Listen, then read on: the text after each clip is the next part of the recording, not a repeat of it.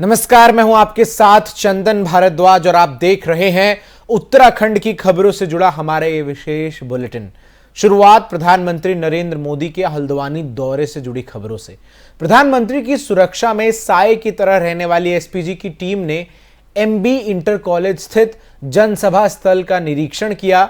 SPG की team जिला police प्रशासन के साथ गोपनीय बैठक करने के बाद सोमवार को फ्लीट रिहर्सल करेगी। जानकारी के मुताबिक आगामी 3 दिसंबर को हल्द्वानी में 30 दिसंबर को प्रधानमंत्री नरेंद्र मोदी की जनसभा होनी है, जिसके मद्देनजर एसएसपी पंकज भट्ट और DM Dhiraj Singh MB inter college स्थित प्रधानमंत्री के प्रस्तावित जनसभा स्थल का निरीक्षण कर रहे हैं। तो बड़ी खबर, प्रधानमंत्री नरेंद्र मोदी 30 दिसंबर को हल्द्वानी पहुंचेंगे, जहां वो तमाम विकास कार्यों की शुरुआत करते हुए नजर आएंगे। इसके साथ ही साथ अगले साल उत्तराखंड में होने वाले विधानसभा चुनाव के मद्देनजर भी प्रधानमंत्री का ये हल्द्वानी दौरा बेहद अहम माना जा रहा है। इसके अलावा जिस तरीके से जो खबरें उत्तराखंड से बीते कुछ दिनों में निकल कर आई, जहां पर हरक सिंह रावत पार्टी के वरिष्ठ नेता जो इस्तीफे की पेशकश कर चुके थे, उन्हें पार्टी ने मनाकर वापस पार्टी में ही बनाए रखने में कामयाबी प्राप्त की। इन तमाम अटकलों के बीच प्रधानमंत्री का यह दौरा काफी महत्वपूर्ण होने वाला है। आपको बता दें कि लगातार प्रधानमंत्री नरेंद्र मोदी से पहले भारतीय जनता पार्टी के राष्ट्रीय अध्यक्ष जेपी नड्डा भी कल हल्द्वानी पहुंचे, जहां उन्होंने दौरा किया उस स्थल का जहां प्रधानमंत्री नरेंद्र मोदी 30 तारीख को जनसभा को संबोधित करने के साथ साथ उत्तराखंड को विकास परियोजनाओं की सौगात देंगे। गौरतलब है कि आगामी विधानसभा चुनाव के मद्देनजर उत्तराखंड को लेकर भारतीय जनता पार्टी अब पूरी तरीके से एक्शन मोड में नजर आ रही है। पार्टी के राष्ट्रीय अध्यक्ष जेपी नड्डा हों या फिर पार्टी के प्रदेश अध्यक्ष मदन कौशिक हों, सभी लोग जो हैं वो अब तमाम जगहों का खुद से दौरा कर रहे हैं, जनता के साथ खुद से बातचीत करते हुए नजर आ रहे हैं। और इसी श्रृंखला में 30 दिसंबर को प्रधानमंत्री नरेंद्र मोदी हल्द्वानी पहुंचेंगे। उनके हल्द्वानी दौरे से पहले उन जो रैली स्थल है वहां पर एसपीजी अब पूरी तरीके से स्थिति का जायजा ले रही है। सुरक्षा के मद्देनजर ये प्रोटोकॉल होता है जो प्रधानमंत्री के किसी भी जगह पर जाने से पहले आमतौर पर सुनिश्चित किया जाता है, और इसी के मद्देनजर एसपीजी के तमाम आला अधिकारियों के साथ जिला प्रशासन की बैठक भी हुई।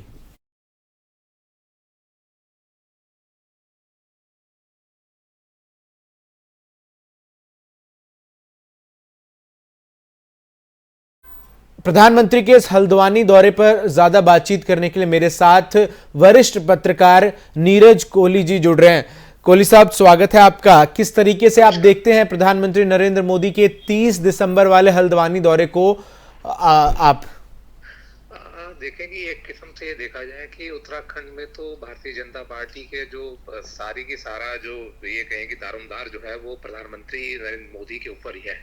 क्योंकि 2017 में जिस तरीके से प्रधानमंत्री नरेंद्र मोदी के आग्रह पर ही, उनके निवेदन पर और उनके कहने पर, उनकी बात पर ही उत्तराखंड के लोगों ने पूरी तरह से भरोसा और विश्वास जता के एक प्रचंड बहुमत बीजेपी को दिया था। भारतीय जनता पार्टी की भी एक किस्म से पूरी साख दाव पे लगी हुई है और प्रधानमंत्री नरेंद्र मोदी की भी एक किस्म से, क्योंकि वो एक किस्म से भारतीय जनता पार्टी के ब्रांड एम्बेसडर हैं। अब भी कहा जाए तो भारतीय जनता पार्टी के खेवनहार भी वही हैं।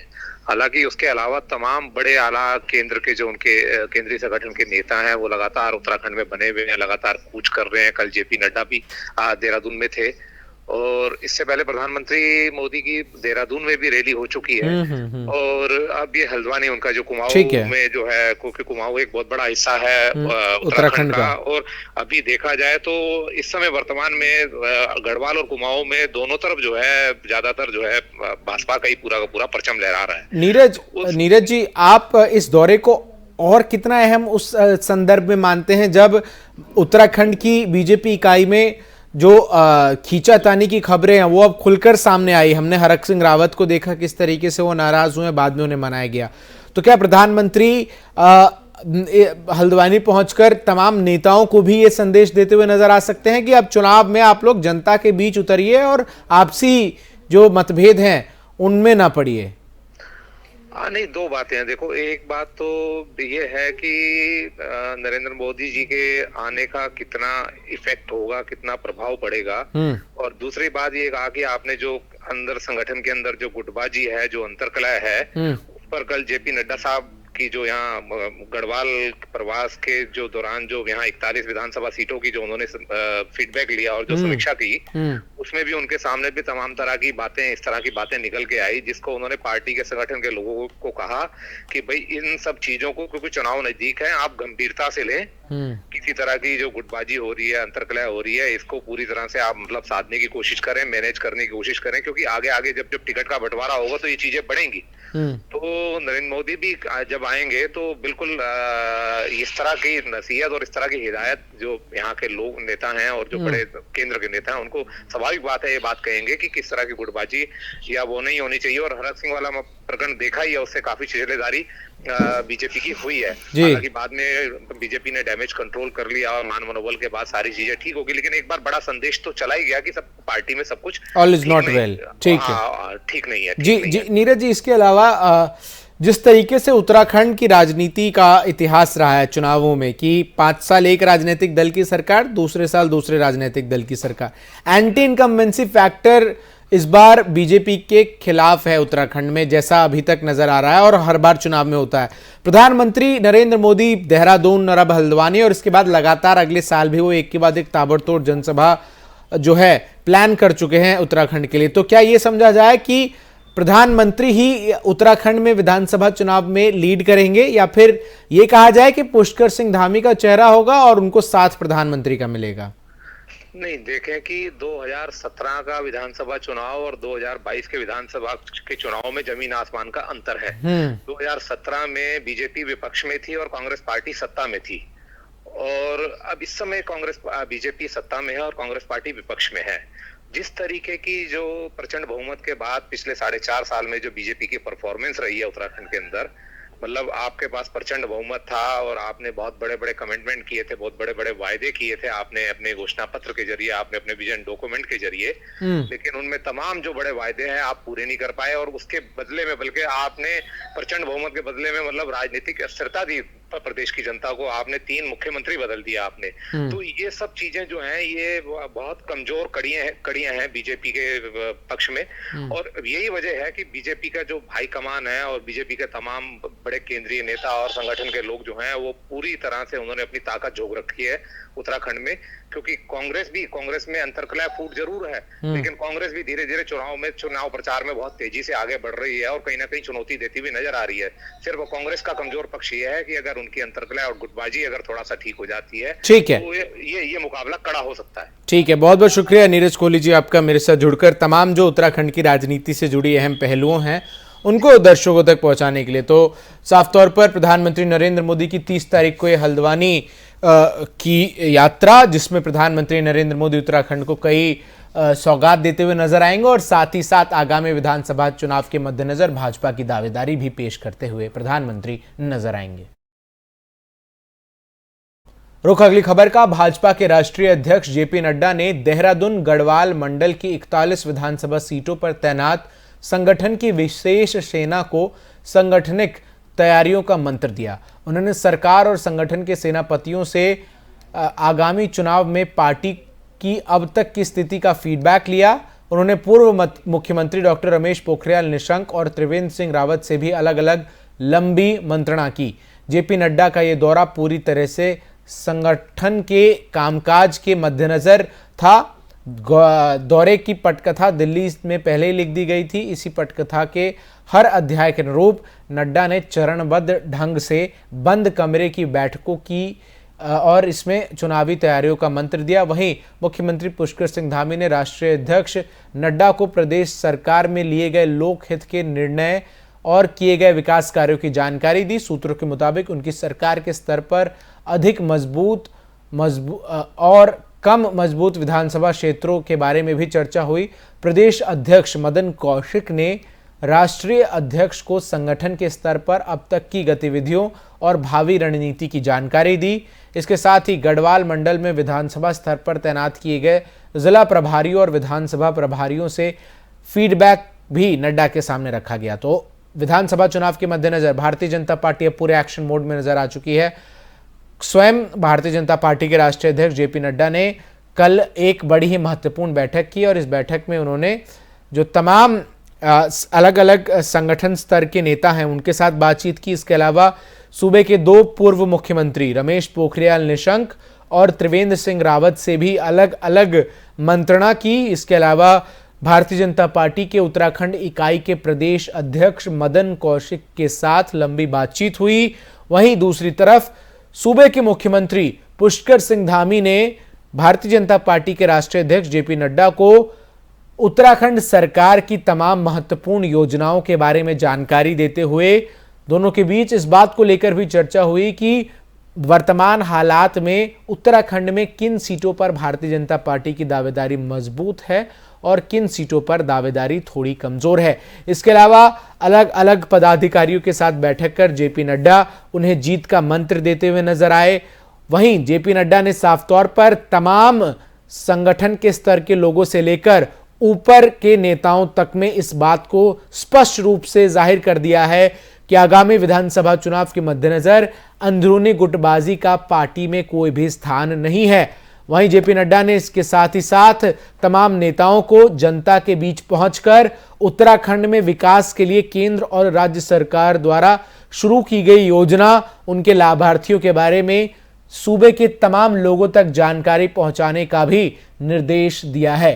तो Bharatiya Janata party action mode में नजर आ रही है। तमाम विकास कार्यों की शुरुआत जेपी नड्डा जो है वो अपने देखरेख में संगठन के स्तर पर संगठन से जुड़े लोगों से करवाने की कवायद में अब जुटते हुए नजर आ रहे हैं। रुख अगली खबर का। उत्तराखंड राज्य में आगामी 2022 विधानसभा चुनाव की बिसात बिछनी शुरू हो गई है।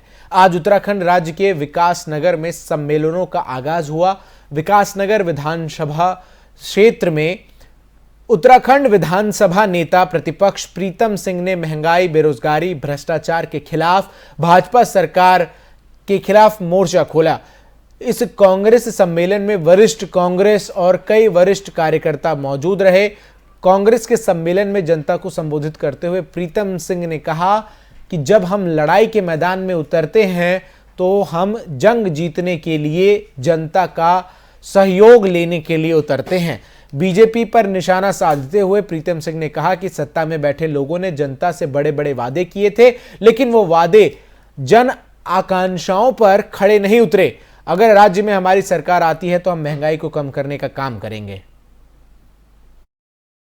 आज पशुवादून जिला कांग्रेस कमेटी द्वारा यहाँ विकासनगर विधानसभा के कार्यकर्ताओं साथियों का सम्मेलन बुलाया गया और मुझे भी शिरकत करने का अवसर मिला है। महंगाई तो चरम पर है और उस महंगाई का एहसास आपको भी हो रहा होगा, क्योंकि आप भी तो लोकतंत्र के चौथे स्तंभ हैं और इस महंगाई से आम जन त्रस्त है। और कांग्रेस ने आह्वान किया है कि जिस सरकार ने महंगाई बढ़ाने का काम किया, जिस सरकार के रहते हुए आम जन का जीना दुर्लभ हो गया है, ऐसी सरकार को 2022 में उखाड़ फेंक। आज रुख अगली खबर का। जनसभा में अमर्यादित भाषा का इस्तेमाल किए जाने के खिलाफ आज नगर क्षेत्र के महाराणा प्रताप चौराहे पर धर्म यात्रा महासंघ और हिंदूवादी राष्ट्रीय विचारधारा के कार्यकर्ताओं ने असदुद्दीन ओवैसी के खिलाफ मोर्चा खोलते हुए प्रदर्शन किया। असदुद्दीन का पुतला भी फूंका गया। इस दौरान दोनों संगठनों के दर्जनों कार्यकर्ताओं ने ओवैसी के खिलाफ राष्ट्रद्रोह का मुकदमा चलाए जाने को लेकर एक ज्ञापन राष्ट्रपति के नाम प्रेषित किया। कार्यकर्ताओं का कहना था कि असदुद्दीन ओवैसी लगातार देश के खिलाफ अमर्यादित भाषा का इस्तेमाल करते रहे। बीते दिन उन्होंने बिजनौर की एक जनसभा में देश के प्रधानमंत्री मोदी और उत्तर प्रदेश के मुख्यमंत्री योगी आदित्यनाथ के खिलाफ अमर्यादित भाषा का इस्तेमाल करते हुए जनता को संबोधित किया था। जैसे ओवैसी, उसकी ऐसी बयानबाजी, ऐसी गंदी बयानबाजी जिससे हिंदुओं के मन में भयंकर रोष उत्पन्न हो गया। परसों उन्होंने बिजनौर के पास एक चुनावी सभा में ये बयान दिया कि कल को योगी तो मठ में चले जाएंगे और मोदी पहाड़ों पर चले जाएंगे, तो फिर तुम्हारा क्या होगा?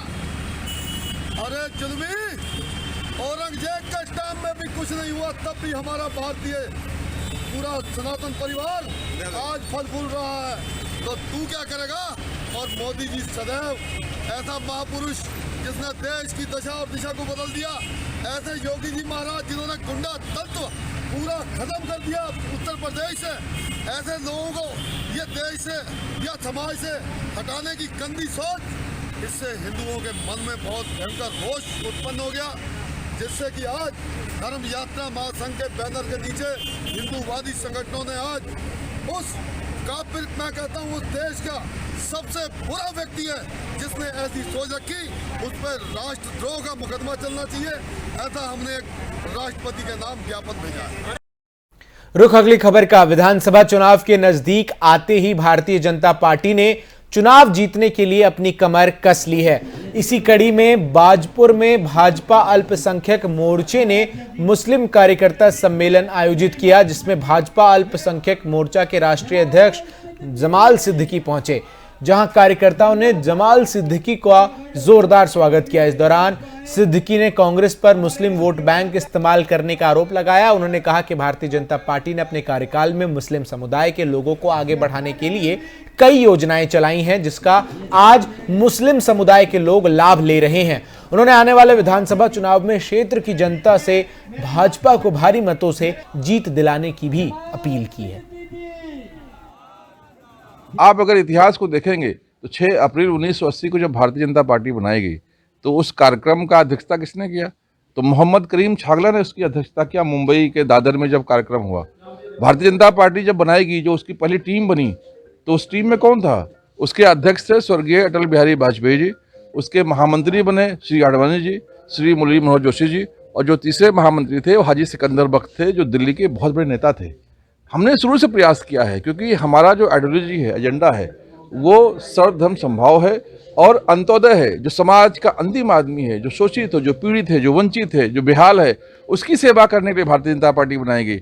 हमने कभी किसी को तुष्टीकरण नहीं किया, हमने किसी को वोट बैंक के लिए बिगाड़ा नहीं, हमने किसी को वोट बैंक के लिए गलत रास्ता नहीं दिखाया। इसलिए भारतीय जनता पार्टी अब धीरे धीरे समाज में लोकप्रिय हो रही है, क्योंकि हम अल्पसंख्यक समाज के लोग अब संवाद कर रहे हैं, भारतीय जनता पार्टी का सही पहचान करवा रहे हैं, और मुझे खुशी है। रुख अगली खबर का। मसूरी के लंडौर छावनी में 2 दिवसीय मेले का आयोजन समाप्त हो गया है। मेले में पर्यटकों और स्थानीय लोगों की भीड़ उमड़ी। वहीं इस दौरान देसी विदेशी पर्यटकों ने पहाड़ी खाने का लुत्फ उठाया। आपको बता दें कि मेले में छावनी परिषद के जीओसी संजीव खत्री, ब्रिगेडियर अनिर्बान दत्ता और छावनी परिषद के प्रमुख अधिकारी अभिषेक राठौर ने मेले में शिरकत की। वहीं मेले में कई प्रकार की दुकानें लगाई गईं और दुकानों का निरीक्षण किया गया। इस मौके पर पहाड़ी व्यंजनों का भी लुत्फ उठाया गया। पंकज अग्रवाल ने तैयार किए गए पकवान और पहाड़ी व्यंजनों का देश विदेश से आए लोगों ने जमकर लुत्फ उठाया। एक प्रयास था हमारा कि यहाँ का जो लोकल कल्चर है, कुजीन है, उसको प्रमोट करने का एक पिछले 3 साल से प्रयास चल रहा है। पिछले साल कोविड की वजह से ये हो नहीं पाया, तो काफ़ी जो स्टॉल ओनर्स थे ये बता रहे थे कि इनकी जो रोज़गार है वो छिन गया था और बहुत फाइनेंशियल दिक्कतों का सामना करना पड़ रहा था इनको। तो उसके लिए ये लैंडौर मेले का आयोजन किया गया है पूरी कोविड प्रोटोकॉल को फॉलो करते हुए, और इसमें हम लोग कोशिश कर रहे हैं कि लोगों को रोज़गार भी मिल सके और कोविड के नियमों का भी पालन हम कर सकें। लोकल कुजीन है, जो पहाड़ी खाना है हमारा, वो जो बाहर से टूरिस्ट आ रहा है सब तक ये जाना चाहिए, और अगर हमारा पहाड़ी खाना प्रमोट होगा तो यहाँ टूरिज़्म प्रमोट होगा, लोगों के पास इनकम आएगी और उनकी जो स्थिति है वो सुधरेगी। तो ये प्रयास उसी दिशा में है। सोमवार की सुबह राज्य के अधिकतर इलाकों में मौसम साफ बना रहा। देहरादून में सुबह से ही चटक धूप खिली रही, जिस वजह से लोगों का ठंड से कुछ राहत मिली। रविवार को मसूरी और नैनीताल में हल्की बर्फबारी हुई। वहीं औली, चोपता, चारधाम में भी भारी बर्फबारी हुई। उत्तराखंड की ऊंची चोटियों में बर्फबारी चल रही है। आज सवेरे ओली और बद्रीनाथ में भी बर्फ गिरी। कल भी प्रदेश के ऊपरी हिस्सों में हिमपात हुआ। कल अधिकतर इलाकों में दिन भर बादल छाए रहे। वहीं चारों धाम सहित ऊंची चोटियों पर हिमपात भी हुआ।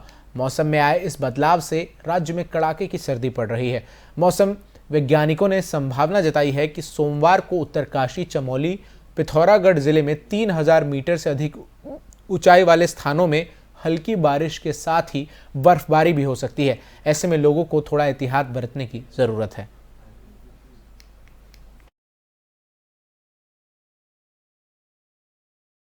मसूरी देहरादून मार्ग पर गलौंगी पावर हाउस के पास देर रात को मोटरसाइकिल में सवार 2 युवक पैराफिट से टकराकर खाई में जा गिरे, जिसमें से एक युवक गंभीर रूप से घायल हो गया जबकि एक की मौके पर ही मौत हो गई। घटना की सूचना मिलते ही मसूरी पुलिस, एसडीआरएफ टीम और एम्बुलेंस घटनास्थल पर पहुंची और रेस्क्यू कर दोनों लोगों को निकाला गया, जिसमें एक युवक की मौके पर मौत हो गई जबकि दूसरा युवक जो है उसे अस्पताल में भर्ती कराया गया। मृतक के शव को पुलिस ने कब्जे में लेकर पोस्टमार्टम के लिए भेज दिया और घटना की जानकारी दोनों के परिजनों को दे दी गई है।